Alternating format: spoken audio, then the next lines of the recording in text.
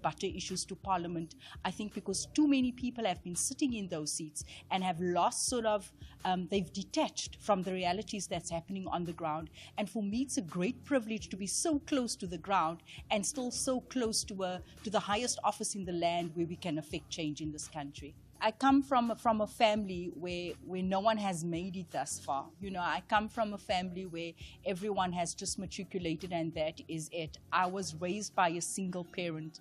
So for me, having the honor and privilege to have my mom accompany me to this big moment. She's 84 and she's with me in Cape Town. I think that was really special. It's important to give back to the ones, you know, who made it possible for us to be here. And I realized that we need to appreciate and we need to, one of the most important commandments in the Bible is to honor your parents. And I think this was that moment for me to honor my 84-year-old mom and just say thank you to her. What do I do to unwind? I think I love traveling. I think I love just being out and about, being open, nature. I think that's it. I haven't really done much unwinding over the last couple of years. Being an activist in the community, I think, you know, activism and being in the community, it's therapeutic in the one way, and it's just what I love doing. And I'm really, really grateful for my political home, Action SA, for entrusting me with this big task, this mammoth task ahead. But I know that whether in Parliament or whether outside of Parliament, my voice will be heard. I'm glad that right now it will be amplified. Thank you.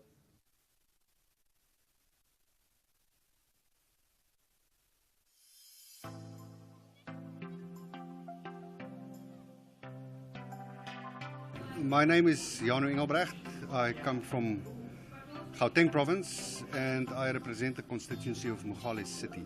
I'm very passionate about correctional services and our prison system and how things are working there in terms of rehabilitating convicted criminals and reintegrating them into society to be well-balanced members of the community again.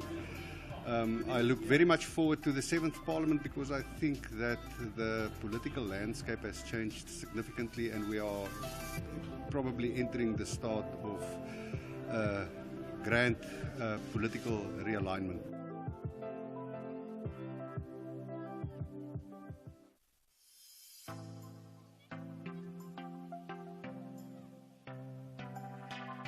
My name is Rulani Tembisiweya.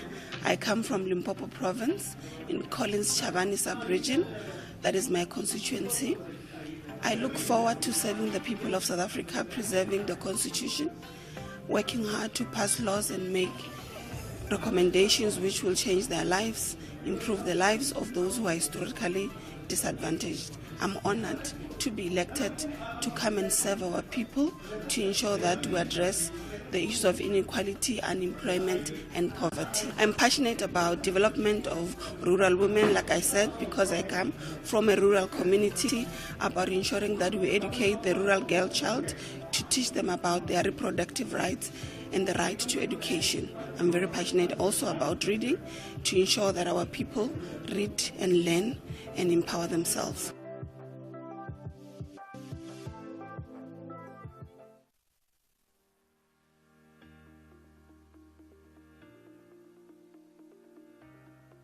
My name is Pretty Pindisile Klabanjaba. I'm from Gauteng province. I was in the province to national list. I sent by the people of Gauteng to come and work for them, to hold the executive accountable for the service delivery. I'm passionate about the service delivery. I'm passionate to work with the community. I'm a civil servant actually. So I'm here so that I'll make sure that the service delivery in Gauteng is being fulfilled.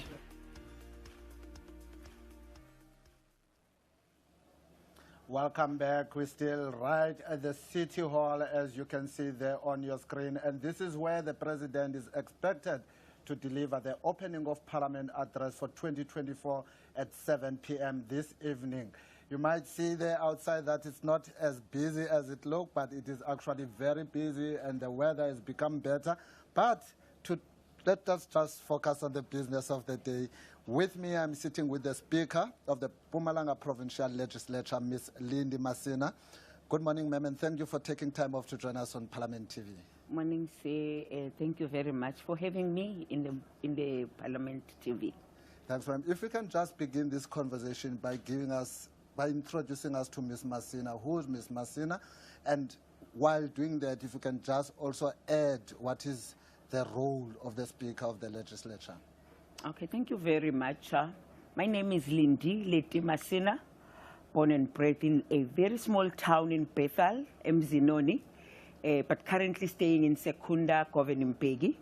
The former mayor and the Speaker of Governimpegi municipality, but that is not what is important. But what is important is that now one has been given an opportunity to be leading the legislature, the 7th administration in Mpumalanga.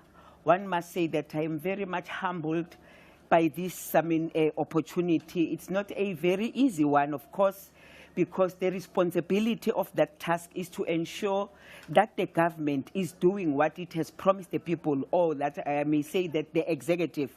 The responsibility is that the Speaker, through the committees that have been established, make sure that it holds the executive accountable.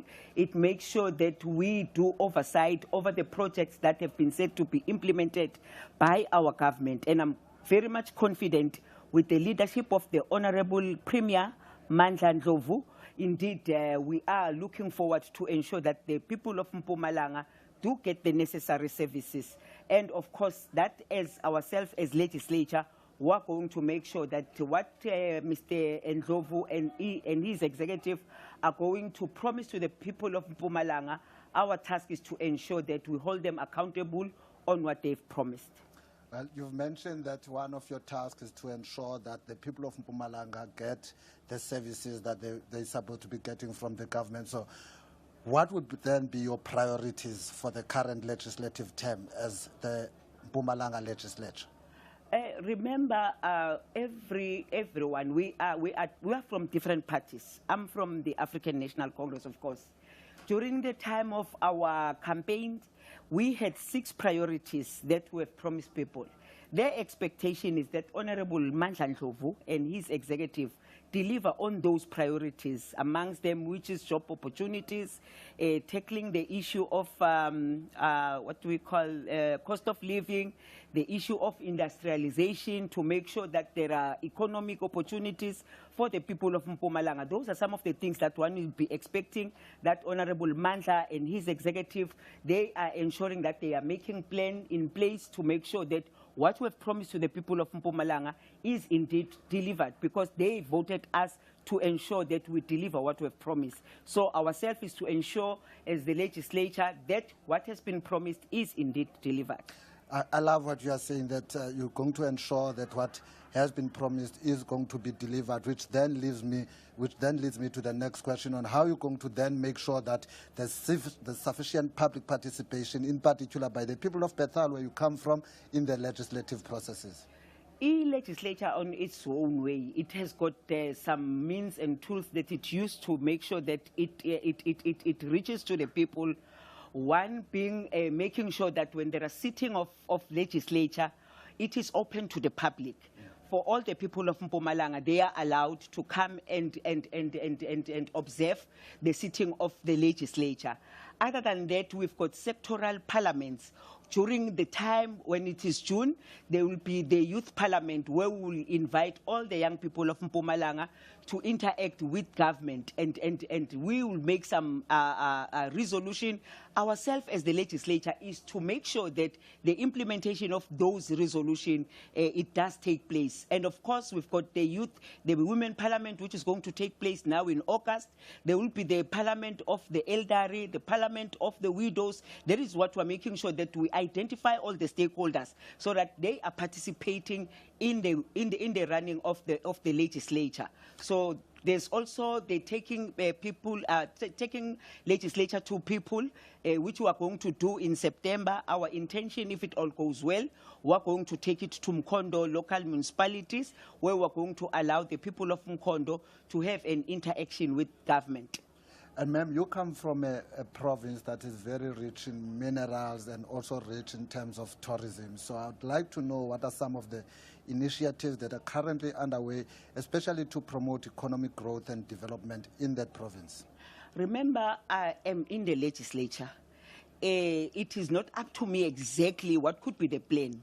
Mine is to oversee the plan that will be made by the government. But of course, like you have already said, I'm coming from Bethel. Bethel is one of the small town, very rich in terms of its political, history, where we had the likes of Nokuthula Simelane, Gert Sibande, and many of them.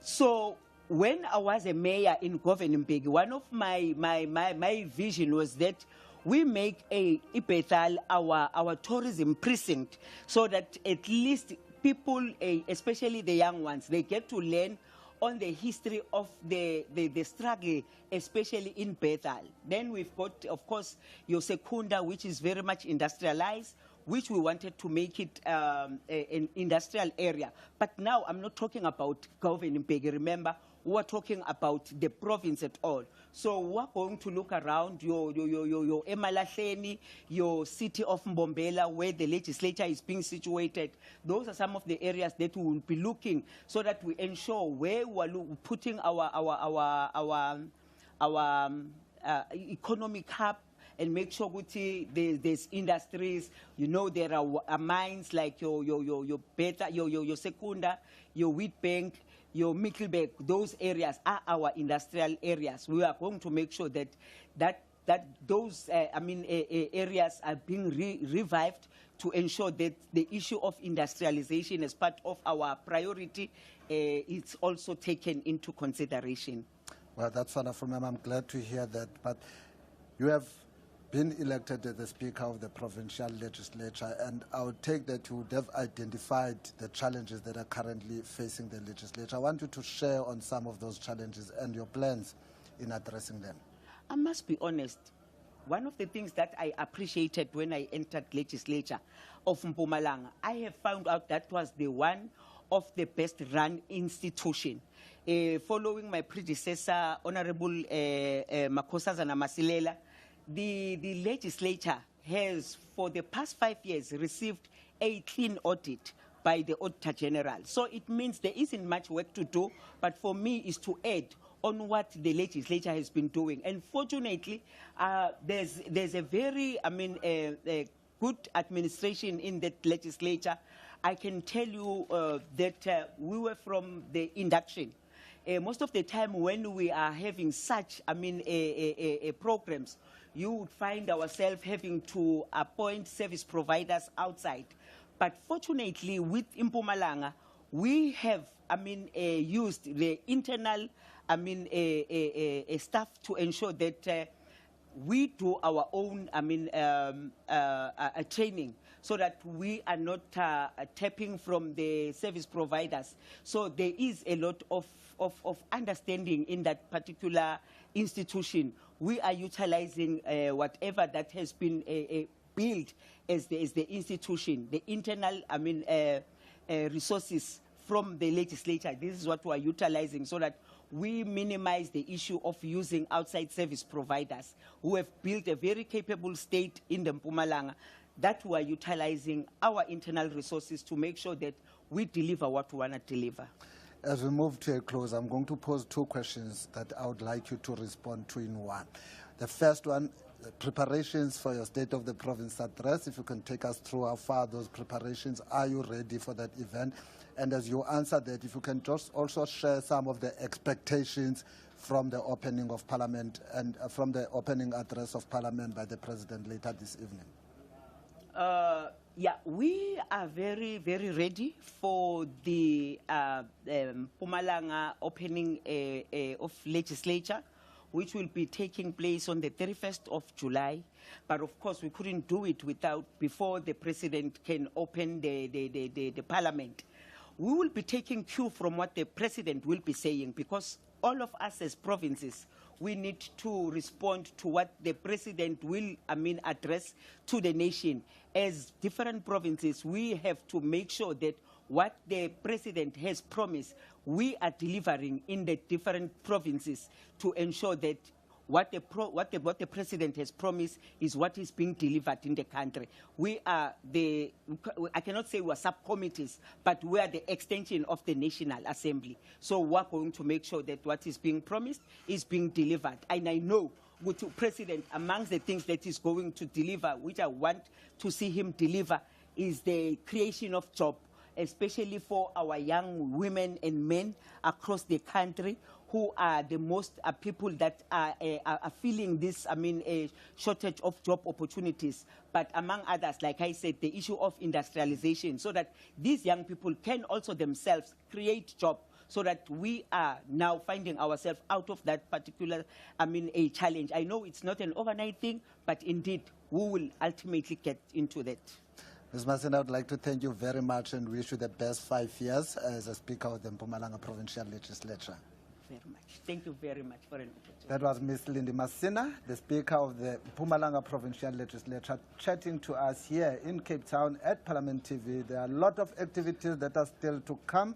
The clock is ticking. We are likely to see quite exciting activities taking place in and around the Cape Town City Hall. But for now, we just stay tuned.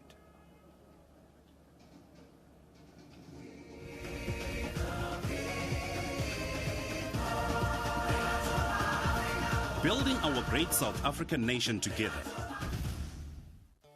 The Parliament of the Republic of South Africa consists of two houses, the National Assembly as well as the National Council of Provinces. The National Council of Provinces, or NCOP for short, is constitutionally mandated to ensure that provincial interests are taken into account in the national sphere of government. The NCOP is uniquely placed to reflect the diversity of our society and to synthesize the experience of those spheres of government charged with the great bulk of the task of implementing the country's national program of fundamental change, close quote. This is done through participation in the national legislative process and by providing a national forum for consideration of issues affecting provinces. The NCOP also ensures that local government concerns are represented at the highest level.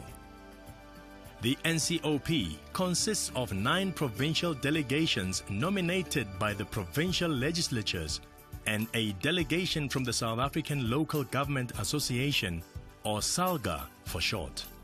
Each provincial delegation has 10 members made up of 4 special delegates drawn from the provincial legislature, including the Premier of the province or a person designated by the Premier as head of the delegation. These delegates may change from time to time. In addition to that, there are also 6 permanent delegates. This means every province is equally represented in the NCOP. Similar to its counterpart, the NCOP has office bearers who are responsible for overseeing the duties of the House. Chairperson and 2 deputy chairpersons manage the work of the NCOP and preside over debates, making sure that delegates can speak freely while remaining within the rules. Of the 2 deputy chairpersons, one is a permanent deputy chairperson who is elected for 5 years, while provincial premiers take turns being deputy chairpersons for a year.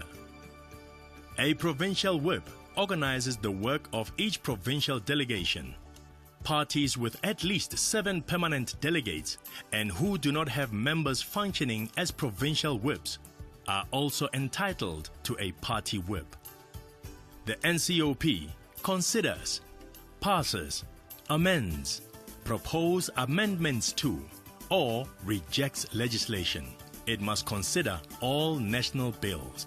The NCOP has oversight of the executive within its role as the representative of the provinces. The NCOP may require a cabinet member, an official in the national government, or a provincial government to attend a meeting of the council or a committee of the council.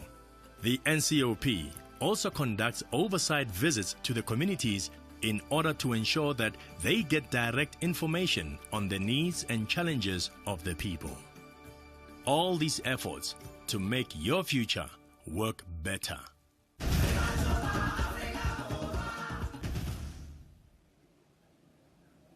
Thank you for staying tuned with us on Parliament TV, and this is our build-up to the opening of Parliament Address 2024. The schedule to start at 7 p.m. We are in conversation and joined in studio by the Speaker of the Provincial Legislature, Me Makoma Mahurupeji, from Limpopo. Thank you so much for joining us today, Ma. Thank you so much, Metsepo and the viewers of Parliament TV. Firstly, congratulations on your election.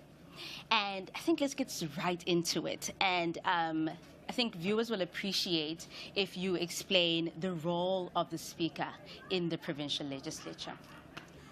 The role of the Speaker in the legislature is to facilitate the discussions. Remember, the role of the legislature is to ensure that we put laws in place that affect the province, but as well there is a public participation processes as and when the NCOP and Parliament are doing the legislation. We have got the responsibility to facilitate the public participation for them, as well the issue of ensuring that the provincial budget is passed by the provincial legislature. But key one, it's oversight, to make sure that as and when we pass the budget, we make sure that the executive, because there are three arms of government. Yes. It's both the legislature, the executive, and the judiciary. Ours is to ensure that those budgets that we pass for the provincial executive to deliver services, we must do oversight. And that is the very key one, to ensure that executive is able to account for all the resources that we are able to allocate to them. Now, of course, this is a new administration. It's the 7th administration. I think let's look at what are some of the key priorities for your legislature for this 7th administration that emanates from the 6th administration, where there's a continuation that is necessary.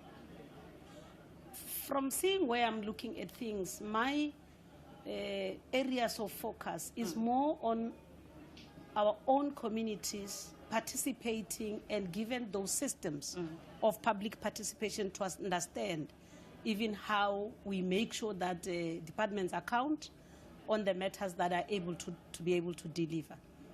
But one of the other critical factors is accountability. I think we have not been doing much to ensure that there is accountability and there are consequences for non-performance.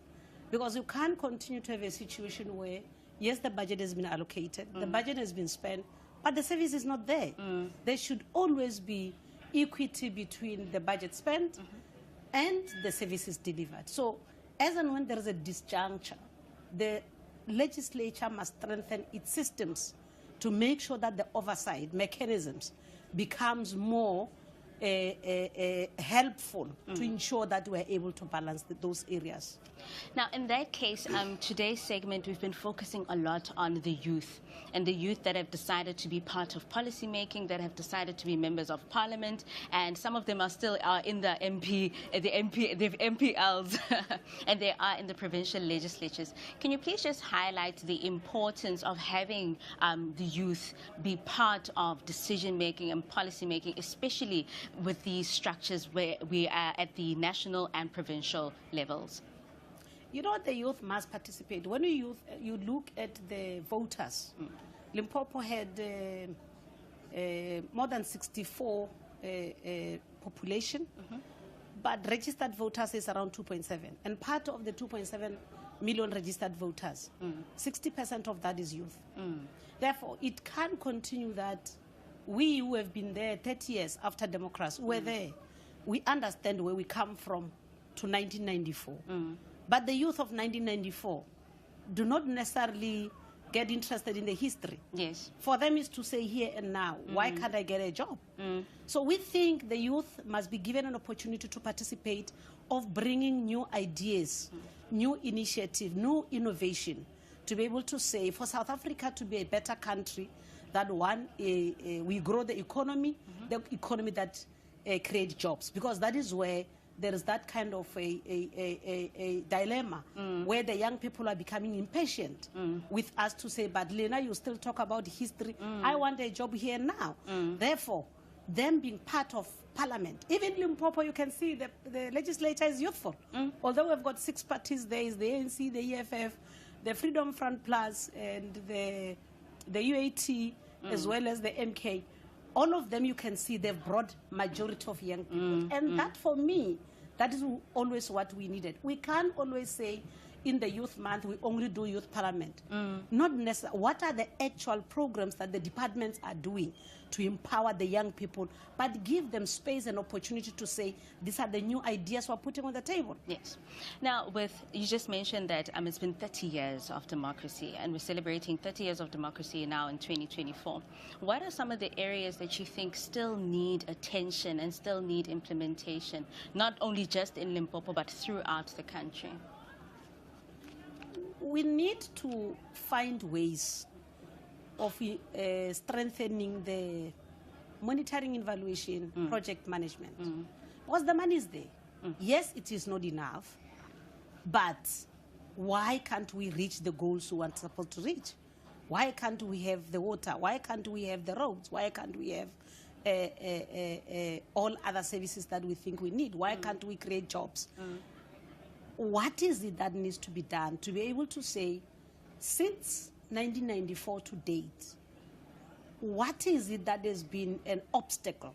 An obstacle is in the implementation phase. But my view is we have not been focusing, like I'm saying, the performance management system to be strengthened in such a manner that somebody get fired because that person has not performed. We haven't arrived that level. Now, in light of that, of course, you're preparing for the official opening of the legislature. How are preparations going in the Limpopo province? We are ready. Our official opening is happening on the 2nd of August. Remember, this time we must thank the people of Limpopo, thank the leadership, President Ramaphosa, and everyone that the speaker is a female and the premier is a female. So they want to see that happening, how women can do things in a spectacular way. And we want to show the people of Limpopo that they've not made a mistake. By them going to vote, they've done the right thing. We are ready for the job. They will see that on the 2nd of August. Now, Speaker, the President is set to speak tonight at 7 p.m. It's the opening of Parliament address. What are some of your expectations from his speech? My expectation from the President's speech, we'll know that the speech will obviously focus around the National Development Plan 2030. We're happy that parties are rallying behind that in Parliament. And therefore, the President, my expectation, the people of Limpopo want jobs. The people of Limpopo want water. The people of Limpopo want roads. The people of Limpopo wants to make sure that we improve the services. So we expect around those matters that when it comes to Limpopo, those are some of the areas that were more in agriculture and mining and other areas. We think the President will be able to reflect on those issues. And lastly, just a brief message for Mandela Day. We want to thank everybody who remembers Mandela today, because Mandela is our hero. Mandela is the person that always gives us confidence to wake up in the morning and say, if Mandela has spent 67 years working for the people of South Africa, he only requested us to spend 67 minutes. We can do it. And in his own words, he said, it seems impossible until it is done. So let's try harder and make sure that we can emulate all the good things he has left as the legacy for the people, as the people of South Africa, as the people of Limpopo. Thank you so much, Speaker, for your time. Thank you. That was the Speaker of Limpopo, Mama Khurupeche, looking gorgeous in her colors. We know Limpopo is known for their great colors, and it's a colorful province as we know it. Of course, she mentioned that on the 2nd of August, they are having their official opening of the legislature. So stay tuned for that, and stay tuned for Parliament TV for more.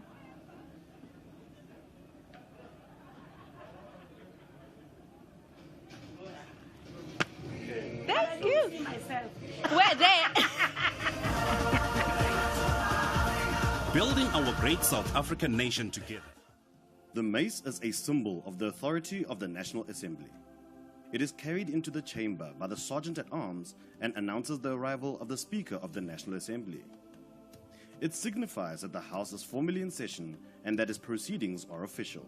Standing at 1.196 meters and weighing 9.86 kilograms, the current mace is a representation of South Africa's democracy.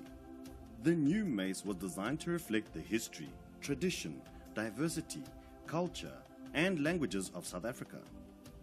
The mace also celebrates the country's natural beauty, its plant and animal life, and its rich mineral resources.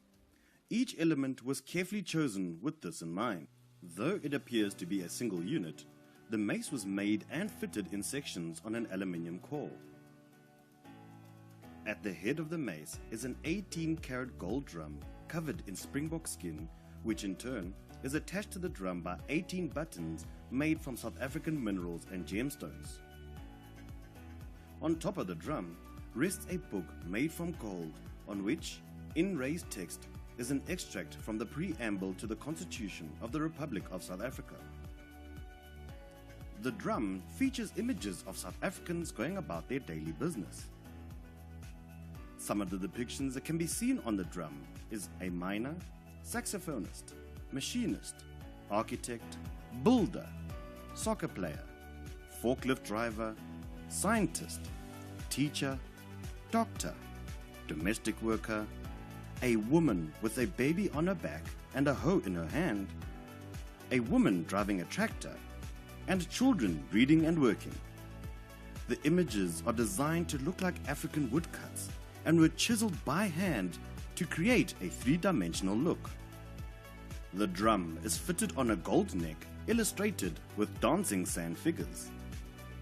3 platinum discs in decreasing size connect the head of the mace to the shaft. The shaft is made of aluminium and inlaid with cherry and box wood. The top of the shaft is encircled by an 18-karat gold band with 6 black and 6 white half-carat diamonds set into it. Beneath this is the South African coat of arms in full-color enamel. 2/3 from the top of the mace is a beaded South African flag.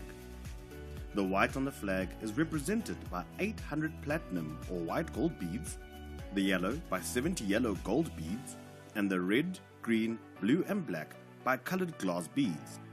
Before the mace tapers to the end is another gold band of 6 black and 6 white diamonds, and then another band of platinum.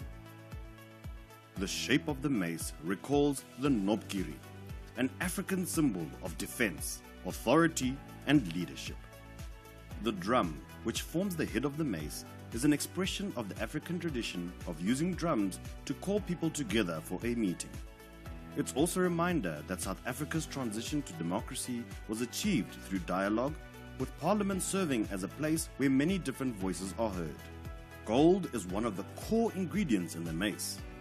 Archaeological finds show that gold has been mined and used in African culture for centuries.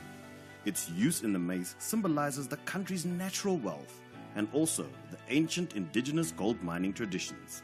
The open book on top of the drum symbolizes the Constitution of South Africa and the principles around which Parliament functions.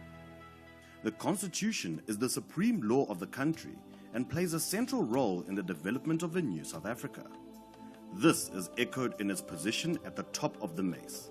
The writing on the open pages of the book is the first line of the preamble to the Constitution in each of the 11 official languages and 1 line from an extinct Khoisan language.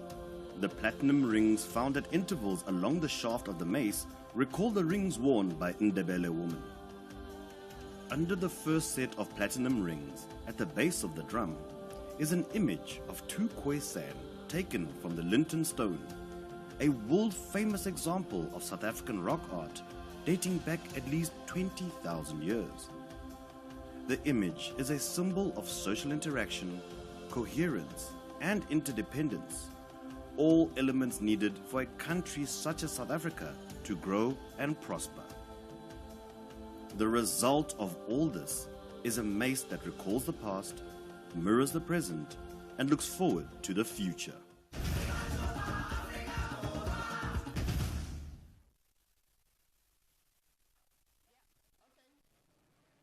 don't even know where. Okay. There we go. Welcome back to Parliament TV. Of course, we are still waiting in anticipation for the opening of Parliament address by the President at 7 p.m. Of course, we are joined by Proudly SA, and just like the last season, we have to make sure what are members wearing. I am joined by the fabulous Tommy Dish.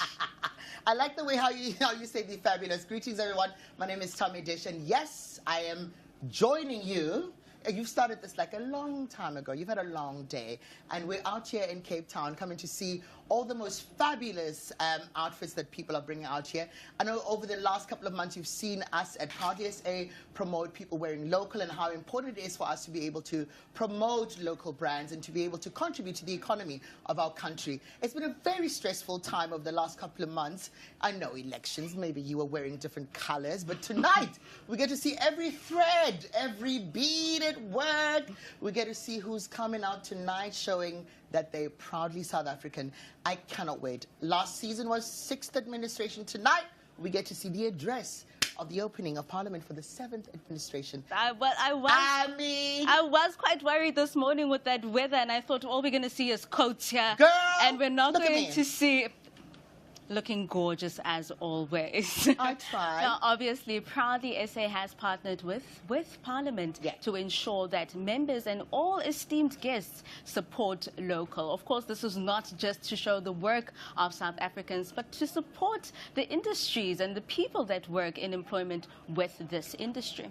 I think that a lot of us have actually shifted in the last couple of months and ever since this campaign started. And I think it becomes very important for us to actually understand why this campaign was started. I think it's shifted a lot of people's mindsets. People are a lot more conscious. We've had a lot of time to think about what matters most. We live in a country that is, dealing with a high rate of unemployment. And to be able to, run this kind of campaign that is so big within the clothing and textile industry is incredibly amazing. You look amazing. Thank you very much. It's been a long day. It's been a long day, but I appreciate it. Thank you. Please let the viewers know what is it that you have in store for them. Well, I mean, I don't know what to expect. And I think when you put out the brief to people and say, as long as you're wearing local, we leave it up to the people to be able to, put together whatever their designs are, to be able to collaborate with fashion designers and say, this is the look that I'm going for, but also to be able to say, beyond just the fashion, this is the makeup look, this is my smoky eyes, the color coordinates, what is the global trend in terms of fashion. So I'm interested in understanding if people actually know the real reason why we actually buy locally, and why it's important for us to not be able to just service or support one designer, but to understand the value chain of the fashion space and how many people's and how many homes it changes and contributes to their lives. That is gorgeous. Thank you so much, Tammy. Yep. Also, I think it's very important that we note that we should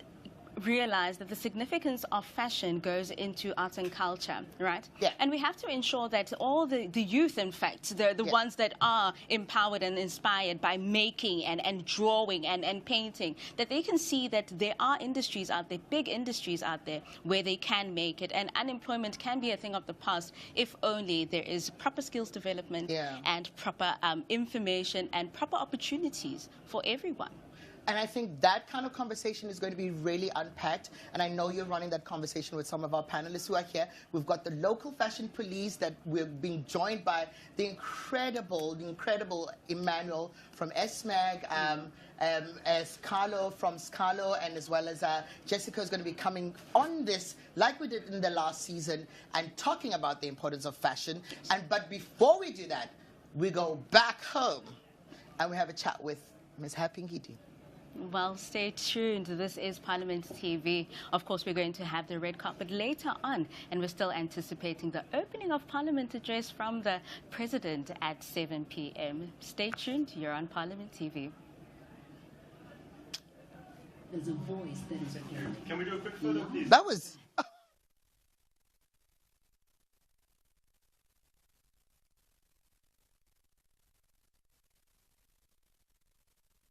For the next generation, because I see opportunity when others see impossibility. It all started with a thought and then a seed in the garden, which grew into my very own farm that feeds the whole nation daily.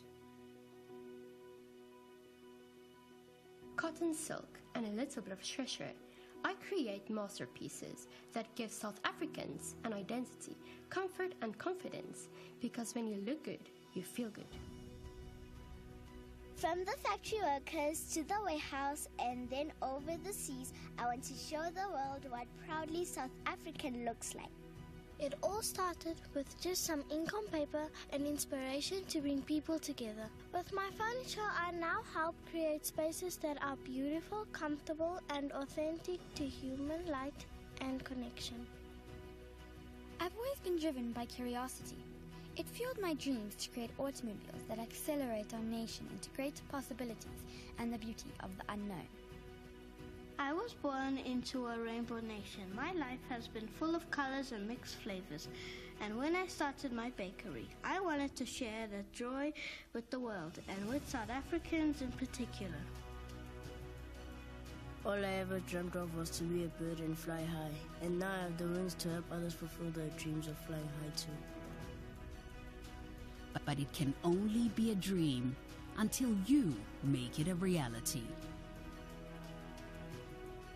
All they need is your faith, your trust, your loyalty, your appreciation.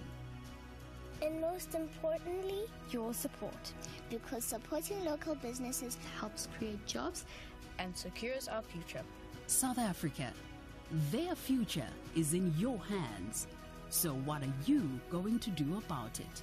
Be proudly South African. Buy local to create jobs.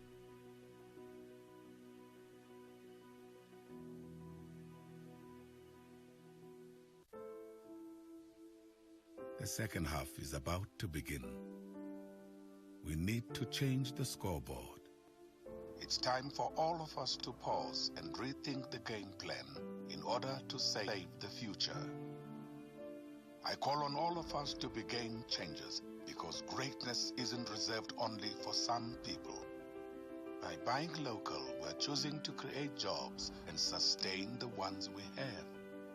Time and time again, South Africans have taken destiny into their own hands, creating products that the rest of the world wanted to buy. See, the world remembers about us what we sometimes forget, but it's time for change. Let's all buy local. It's game time. Zanzi. Local is lekker.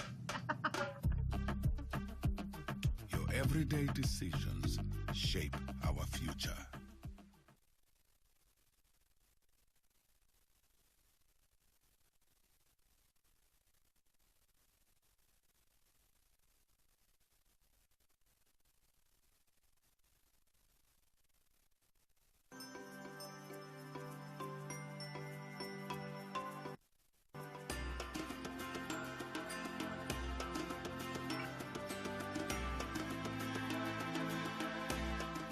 President Cyril Ramaphosa has called a joint sitting of the National Assembly and the National Council of Provinces for the opening of Parliament address on Thursday, 18 July 2024.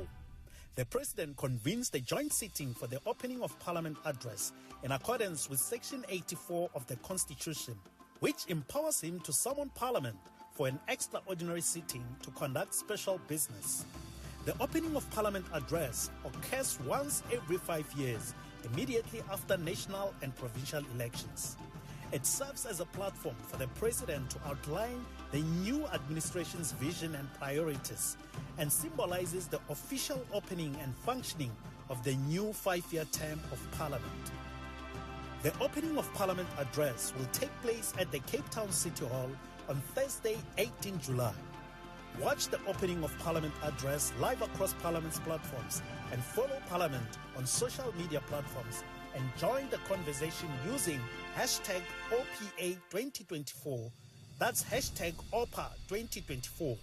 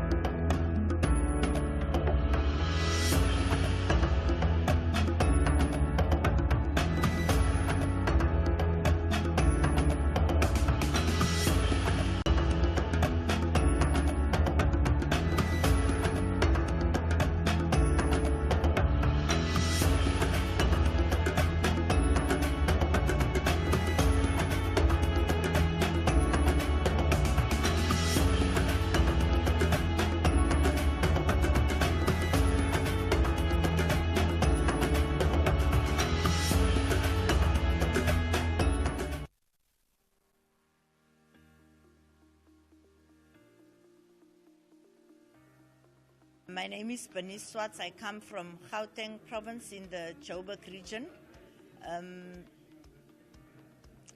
My party is the African National Congress, and I'm looking forward to the 7th administration, in that we are going to work and provide the necessary services that we have been requested by the citizens of South Africa to come and represent them in Parliament.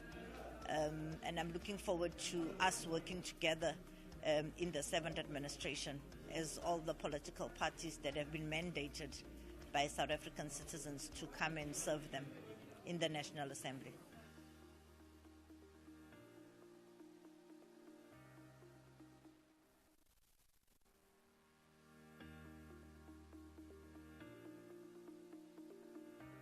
My name is Leopold Gitter, previous councillor in the city of Johannesburg for the Democratic Alliance. I also served as the chief whip and the caucus leader, as well as member of the mayoral committee for 2 portfolios, being economic development and group corporate and shared services. I'm serving now my first term in Parliament, and I'm quite excited to serve the residents of the country on a larger platform. I'm very passionate about sports, particularly people and the coming together of a nation, hopefully going into the next 30 years where we can see a brighter future.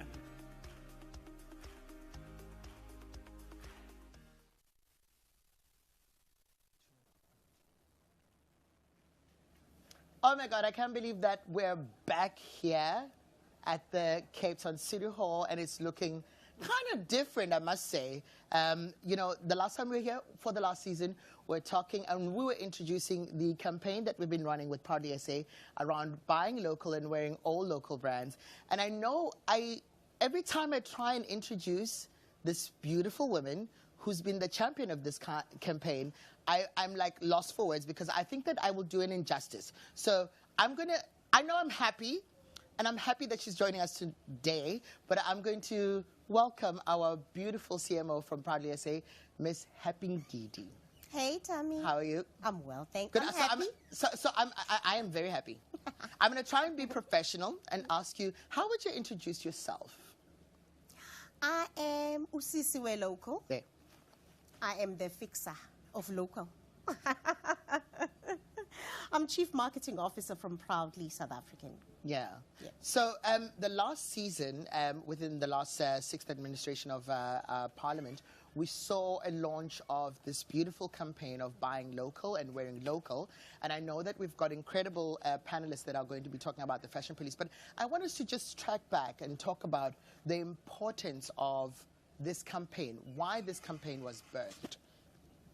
And beyond just, tonight we're here talking about what's happening at Parliament, and this is a big thing. We haven't seen this for many years. Yes. It was launched just the other day, but now we're seeing it here, and it's become an important and a significant part of why we arrive here. Yeah. You know? Yes. So why was it birthed? It was birthed because we were trying to speak to the public sector officials and make them conscious about the fact that they can play their part in contributing positively to the clothing, textile, footwear, leather sector, which is labor-intensive, employs a lot of South Africans, contributes to the value chain, massive value chain, but ultimately takes care of households, right? It's about households and families and people, humans. And we thought, you know, the time, you know, it was getting a bit repetitive, if you like, and a bit boring for us to say to public sector officials, to parliamentarians, to the public, buy local to create jobs. People would ordinarily ask, why?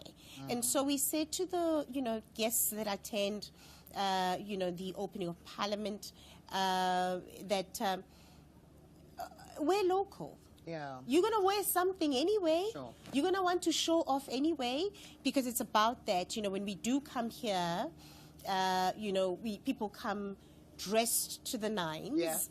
Yeah. and we said that when you do make that purchasing decision, as you plan your wardrobe for the day, make that purchasing decision in favor of local, you know, product or local look and feel, tone and manner. And so it's been a movement where we started with the president about 5 years ago. Yeah. And he did. He said the suit, the shirt, the socks, the shoes. The one time they talk about socks and ties. Yes, Yeah. that I'm wearing. Don't worry about anything underneath. Those are where his words. Oh no. Okay. No, he said that. It wasn't me. He said. Yeah. He said, don't worry But about you know, anything else. We do make like local underwear. Yeah, I know we do. We produce that. Yeah, I've won a few. Listen, we produce everything. Yeah. And not because of a shame, right? Yeah. We produce great things. Right. As they would say in Xhosa, yintoni le? Right. You And know? a lot of times when we come to these events, we see a lot of people who've taken on, the task of like creating all our cultural garments that are here that are literally, for a long time people were like, okay, we'll wear that umbhaqo when we go to, umgidi and all those things. But this is our own umgidi, Yes, it is. As South Africans. And we've seen a growing trend and people who have gotten into that beading space. Yeah. And I always wonder what becomes the challenge mostly when you try and encourage people to wear local. Do they understand what collaborations do in terms of people who do beaded work, people who are the seamstresses who structure things and who are sewing, what have been the challenges that you face from launching the campaign, and what is it that we need to know now to move the campaign to the next level? So the challenge is, generally, in the main, South Africans are of the view, and a strong view, that anything that is produced locally is inferior. That type of narrative is in our DNA in the main. Not all South Africans, but many South Africans. And so they think if they're wearing a Louis Vuitton, a Gucci, a Dolce & Gabbana, a Vera Wang, they're better off. They can show off a little better. It's a sense of I've arrived and I know good things in life. But we are here to change that narrative.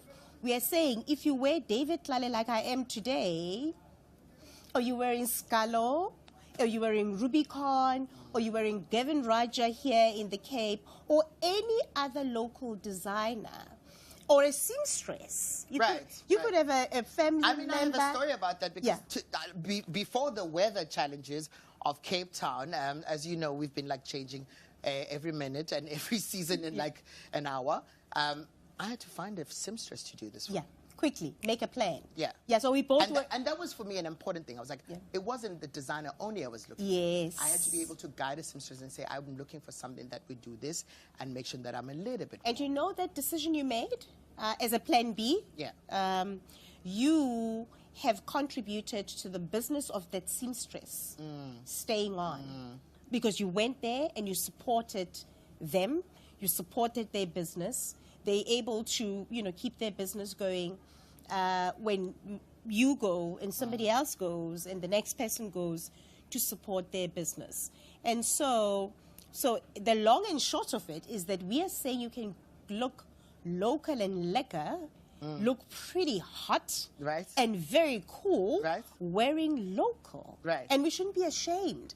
In fact, we've got incredible designers in South Africa who have now opened shop in New York, in everywhere in the world, and like I said, not because a shame, we feel sorry for them. We're trying to find a platform for, because they've got great quality products, great quality products that are affordable, accessible, and that are just great. The other day, David was talking about like how South Africans have got this thing of wanting handouts or coming through and saying, we're personalities and we need to be dressed by this one. Yes. And yet go and spend like 28K or 150,000 Rand on a look at Durban July, right? And I was like, okay, in an interesting conversation, it got me thinking about the role we have to play, whether it's Parliament TV, Proudly SA, government as a whole, in storytelling, right? Do you think that we tell a good story around, the history of our fashion as South Africans, as Africans, and also where do we need people to be our allies in playing that role of telling the story and curating the story about us understanding the the behind the scenes of this piece and why it actually costs 54,000 rand. And so we do tell our stories, but I don't think we tell our stories well enough. Yeah. For people to resonate with our stories, to accept and to embrace our stories. And it is in the same spirit why Proudly South African, reaches out to Parliament and we say, please, let's collaborate. Because when we do collaborate, the impact is bigger. And to use the voices of the very people who are going to walk the red carpet, because they've got a following, they've got influence, they've got a presence, on social media platforms and all of that. And what a shame it would be for a minister to confidently stand on the red carpet and say, I'm wearing Versace. Right. What a shame it would be when you have so many incredible designers in the country that we could all, when we can, support their businesses. Because when we support their businesses, they keep the lights on. They're able to pay the people that work in the studio, in the creative space. There's, to make your outfit, to make my dress. Yeah. It doesn't only take David Tlale or your designer. It takes them. It takes somebody who works in the business who's a creative. It takes somebody who's a seamstress. It takes somebody who does the design. Original. You know what I mean? It takes somebody who goes and sources the zip. You know, it's a thing, or a zip, or buttons. There's logistics. There's moving. Time. There's all of that. That's a business and that's a job. All of those people that I've just alluded to now. And it's just a handful for now. Yes. Because there are lots of people who play in that role. Yes. Yeah. So it is the reason why we keep coming back here and using the voices of some of the powerful people in our space, and the guests that get invited to the opening of Parliament, is that, the more they keep saying the word, buy local, support local. Remember, buying local is a tried and tested phenomenon the world over. When you go to Paris, or you go to France, they will tell you their clothes are the best in the world. Absolutely. You know what I mean? Because they believe in themselves. But also our clothes are the best in the world. That's why some of these countries steal them. I mean, and sell them back go to there, us. Okay. I was going to go there. I was going to talk about, I didn't want us to shade, but perhaps just to look at how, there's been a growing trend of collaborations globally. So whether it's a global company that comes into the country and says, Balisa Mukubun, come through, sit with us, do an H&M partnership. Teba Magugu, come through as the winner of LVMH. Yeah. So, and I often wonder if we do enough, and that's why I always go back, and in solving the economic crisis right now and in supporting local, I get what you're saying about buying the local, right? If you had to advise, because there are a lot of emerging designers, young designers, right, who only go to the academic space to learn, the CMT world, cut, trim, make for either, a gender that is male or female, right? We not get taught the business of fashion. As a marketer, what role am I going to be? And this is why we have. And that's a personal question. Okay. After establishing everything, sorry, I'm interrupting you. Yeah. After knowing and establishing everything and being able to tell that story, here you are, Upeb's a local, Siswe local who's pushing that thing. The young ones who may not be able to dress, or pay me conscientiously, but they'll be here watching on our platforms. And what would you give to them as some knowledge and insights? And this is why I started a program or a campaign called the Local Fashion Police. That was my brainchild. And it speaks to exactly that. We're speaking to young people who are in the, who want to be in the fashion space, and they want to be the Jessica of tomorrow. They want to be Amanda Lake Sherry. They want to be a plus fab Oma. Yes, Oma Tema. And but what young people, at times the mistake they make, They think what they see on the ramp is the business of fashion. And local fashion police is intended to teach them the business of fashion behind the scenes. What we see on the ramp is really just a culmination of what has happened behind the scenes for months on end. But they've got to be able to be in it to win it. They've got to be able to be, intentional, focused, incredibly creative. You can't come and want to be a Hong Kong designer. Right. You know what I mean? They've got to be creative, natural flair. That'll be supported by what you learn in the classroom. And so for young people who want to get into that space, all I want to say is that there's no shortcuts to doing the real thing. Right. If you really want to own your space in the clothing, textile, footwear, leather sector, the fashion world, bring something to the table. Good. Okay. Give it that. So I'm going to wrap up quickly, but we're not leaving it there because we're going to catch you again as we go to the red carpet to check out some of the things or some of the outfits and the garments that some of our parliamentarians and our guests are going to be wearing tonight. And if you want to follow the conversation, please go and follow hashtag OPPA 2024 or Opening of Parliament 2024. We are out here on Proud USA wearing local. Yeah. Please. Yeah. I'll say that. Get fired. Wearing local, and you can also follow our Parliament TV for all the updates on everything else that's going to be happening on our local stage. But I'm not going to leave you alone. There are going to be incredible panelists that are going to be sitting here talking about the business of fashion. I know that we've got amazing people who've been behind the sector, who've been following it, and who are playing their huge role. I'm going to run out and try and find everyone, and I am going to see you in a bit. Follow hashtag OPPA 2024. Mwah.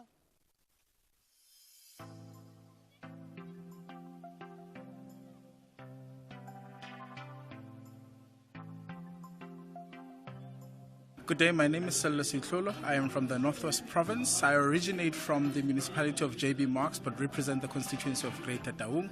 This is my second term coming back as a Member of Parliament. I look forward to continuing to do the hard work in terms of representing my constituency, making sure that they're able to receive the basic services that they need and that Parliament represents their interests. Thank you.